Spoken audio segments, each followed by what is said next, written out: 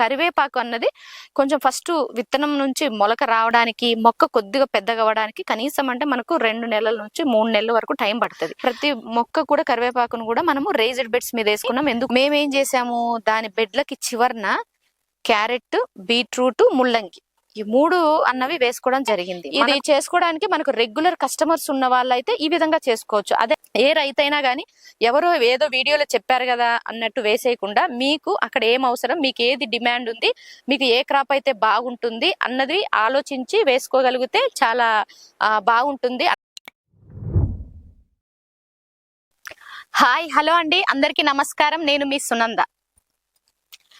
అయితే మనం ఇక్కడ ఇప్పుడు నేను నిల్చున్నటువంటి ఈ యొక్క తోట వచ్చేసి ఇది కరివేపాకు తోట వేసుకోవడం జరిగిందండి. మేము కరివేపాకు వేసుకోవడం జరిగింది కొద్ది మొత్తంలో, మనకు ఒక 10 సెంట్లలో వేసుకోవడం జరిగింది. ఇది ఎందుకు అంటే రెగ్యులర్ గా కస్టమర్స్ కి ఇవ్వడం కోసం, రెగ్యులర్ పర్పస్ కోసం మనకు కావాలి కాబట్టి ఇంత స్థలంలో వేసుకోవడం జరిగింది. అయితే మనకు కరివేపాకు అన్నది కొంచెం ఫస్ట్ విత్తనం నుంచి మొలక రావడానికి, మొక్క కొద్దిగా పెద్దగా అవ్వడానికి కనీసం అంటే మనకు 2 నెలల నుంచి 3 నెలల వరకు టైం పడుతుంది. ఆ టైం వరకు కూడా ఈ భూమి అంతా కూడా ఖాళీగానే ఉంటుంది. ఇది కూడా మనము బెడ్స్ పైన వేసుకోవడం జరిగింది. కరివేపాకు విత్తనాలన్నీ కూడా బెడ్స్ పైన హై డెన్సిటీలో వేసుకోవడం జరిగింది.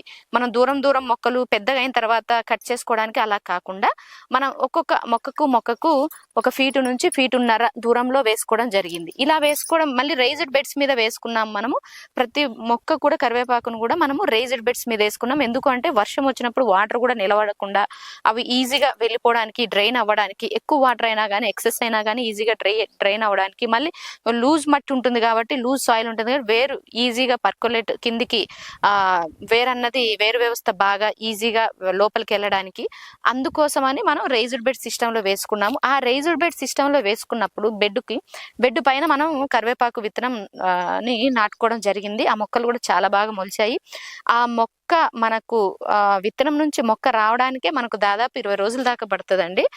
ఫ్రెష్ విత్తనం నుంచే వేస్తాం మనం, అంటే మొక్క బయటికి రావడానికి, మట్టిలో నుంచి బయటికి రావడానికి అన్ని రోజులు టైం పడుతుంది. అయితే అప్పుడు వరకు మనకి ఎందుకు ఈ భూమి అంతా ఇట్లా ఖాళీగా ఉంచాలి అనేసి మేమేం చేసాము, దాని బెడ్లకి చివరన క్యారెట్, బీట్రూట్, ముల్లంగి ఈ 3 అన్నవి వేసుకోవడం జరిగింది. మనకు ముల్లంగి 30 నుంచి 35 డేస్ నుంచి 30 డేస్ నుంచి క్రాప్ స్టార్ట్ అయిపోయింది. చాలా బాగా వచ్చేస్తుంది. ఎందుకంటే వీటికి మనం ఎవ్రీ వీక్ ప్రతి వారము బయో ఎంజైమ్స్ కంపల్సరీ ఇస్తాము, మొలకల ద్రావణం ఇస్తాము, దాంతో పాటు చేప ద్రావణం ఇస్తాము, బయో ఫర్టిలైజర్స్ ఇస్తాం. ఇవి ఇలా ఇస్తా ఉంటాం కాబట్టి డ్రిప్ లో మనం ఇవన్నీ కూడా డ్రిప్ ఫర్టిగేషన్ ఇస్తా ఉంటాం కాబట్టి ఈజీగా మనకు మొక్క అన్నది బాగా బలంగా పెరుగుతుంది. అది దేనికి ఇస్తాం, మనం కరివేపాకు బెడ్ మీద ఉన్నటువంటి కరివేపాకు ఇస్తున్నాం. అదే బలాన్ని ఇవి కూడా తీసుకొని చాలా బాగా పెరిగాయి. అసలు ఎట్లా అంటే ఇప్పుడు మీకు ఈ వారం చూస్తే ఇంతే ఉంటది. నెక్స్ట్ మళ్ళా మనము ఇవి బయో ఎంజైమ్స్, బయో ఫర్టిలైజర్స్ అవి డ్రిప్ లో ఇస్తాం కదా, అప్పటికి ఏమైతుంది, అది బొస్సమని ఇంతలా పెరుగుతుంది. అసలు విపరీతమైన సైజెస్ అండి. మేమేంటి అంటే చూసి జస్ట్ ఇది విత్తనం నాటుకోవడం ఎలా అని మీకు డౌట్ వస్తుంది. మామూలుగా క్యారెట్, బీట్రూట్, ముల్లంగి బీట్రూట్ అయితే చేత్తో అయినా పెట్టుకోవచ్చు. బాగా ఎక్స్పీరియన్స్ ఉన్న వాళ్ళైతే ఇలా బ్రాడ్కాస్టింగ్ కూడా చల్లేసి ఇలా అలా అనేస్తారు, మంచిగా నీళ్ళు ఇచ్చినప్పుడు వచ్చేస్తాయి. బట్ మేమేంటంటే బెడ్స్ కి చివర్లు కాబట్టి చల్లుకోలేదు, నీట్ గా మనుషులతోనే మేము పెట్టుకోవడం జరిగింది. చాలా బాగా. అదే విధంగా క్యారెట్ కొంచెం మా వాళ్ళు చిక్కగా వేసుకోవడం జరిగింది. అయినప్పటికీ క్యారెట్ లో మనకు 55 డేస్ దాటిన తర్వాత నుంచి మాకు ఎంత సైజ్ అంటే ఈ జస్ట్ ఇప్పుడు 60 to 65 డేస్ అవుతుందండి. బీట్రూట్ కూడా చాలా మంచి సైజులు వస్తున్నాయి. ఇవి క్యారెట్ కూడా అసలు చాలా పెద్ద సైజులు వస్తున్నాయి. బీట్రూట్ అయితే ఒక్కొక్కటి ఆల్మోస్ట్ 1/2 kg, కొన్ని అయితే 900 grams అలా రావడం కూడా జరిగింది. ఎందుకంటే ఇదే రీజన్, దీని వల్లనే మనం డ్రిప్ లో ఇచ్చేటువంటి పోషకాల వల్ల. తర్వాత ఇదేంటిదంటే మనకు ఇవి 35 to 45 days కే మనకు ముల్లంగి అన్నది క్రాప్ వచ్చేస్తుంది.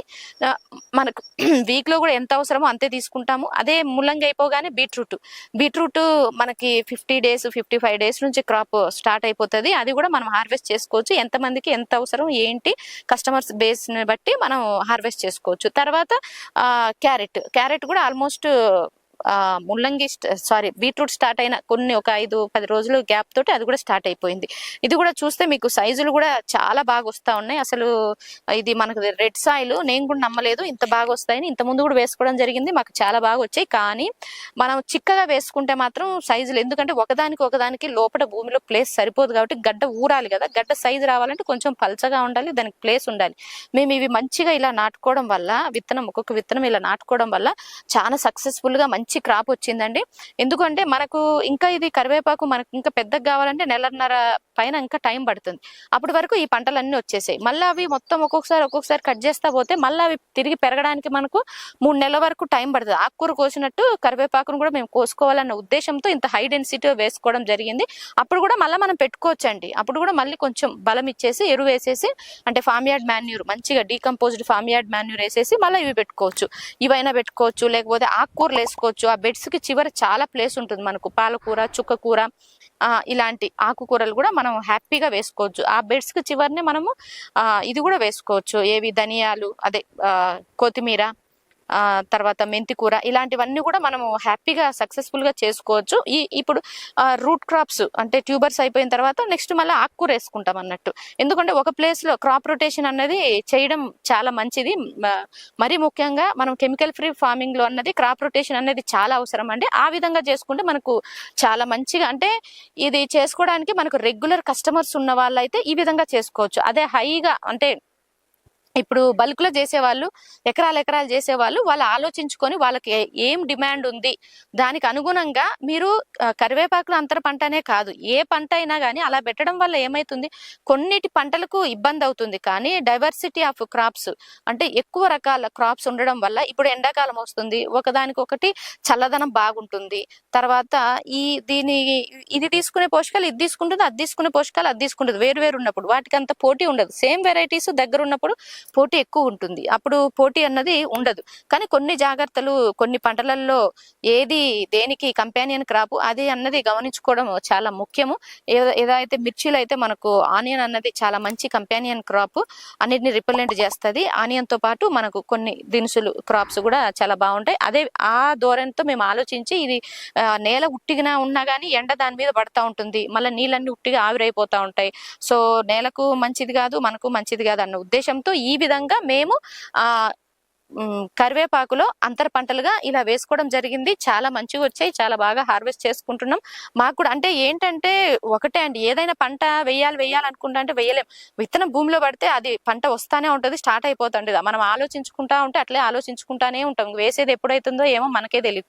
సో ఆ విధంగా మనము విత్తనము భూమిలో పడడమే లేటు, మనకు క్రాప్ అన్నది చాలా బాగా వస్తుంది. విత్తనాన్ని భూమిలో వేసి దానికి కావాల్సిన పోషకాలు ఇస్తే ఆటోమేటిక్ గా మంచి పంట, మంచి క్రాప్ వస్తుంది, మంచి దిగుబడితో అందరూ కూడా వాళ్ళకి. అయితే ఇక్కడ గమనించవలసింది ఒకటే, ఏంటిది అంటే ఏ రైతైనా కానీ ఎవరో ఏదో వీడియోలో చెప్పారు కదా అన్నట్టు వేసేయకుండా, మీకు అక్కడ ఏం అవసరం, మీకు ఏది డిమాండ్ ఉంది, మీకు ఏ క్రాప్ అయితే బాగుంటుంది అన్నది ఆలోచించి వేసుకోగలిగితే చాలా బాగుంటుంది అన్నది నా ఉద్దేశం. ఓకేనండి, థ్యాంక్ యూ.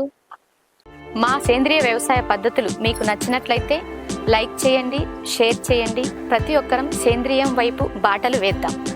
Thank you.